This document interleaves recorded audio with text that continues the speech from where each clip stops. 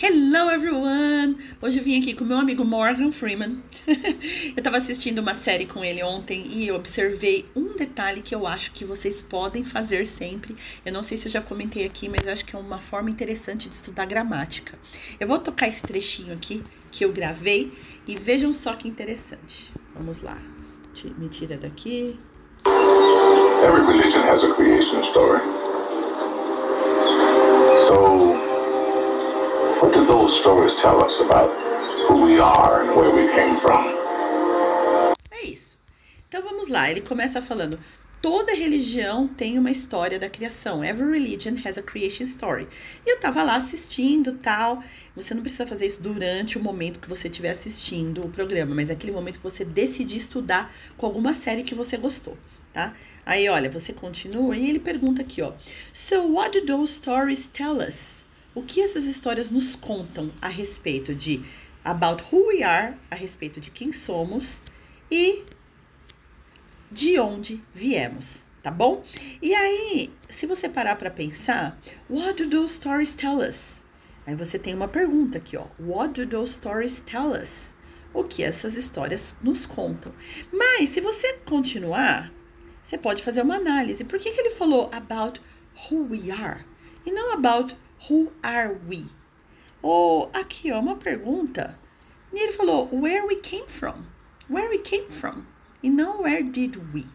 Por quê? O nome disso aqui, olha, é uma pergunta indireta, tá? Então, what do those stories tell us? Essa pergunta é a pergunta efetiva. A segunda, você não precisa inverter o verbo to be, você não precisa colocar did. Então, isso é uma coisa que você pode observar, tá? Quando você for fazer uma pergunta direta, então, se ele tivesse falado só, se ele não tivesse falado what do those stories tell us? Se ele não tivesse falado isso, ele falasse só who, quem somos? Ele teria dito who are we?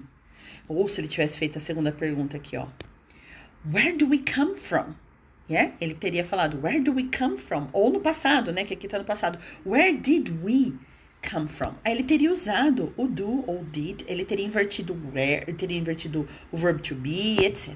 Mas a pergunta, ele inverteu aqui, ó.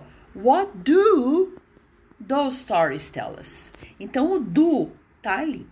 Presta atenção. Uma forma de você treinar é com a frase can you tell me? Por exemplo, can you tell me what time it is? A pergunta direta é what time is it? Mas se eu falar can you tell me what time it is?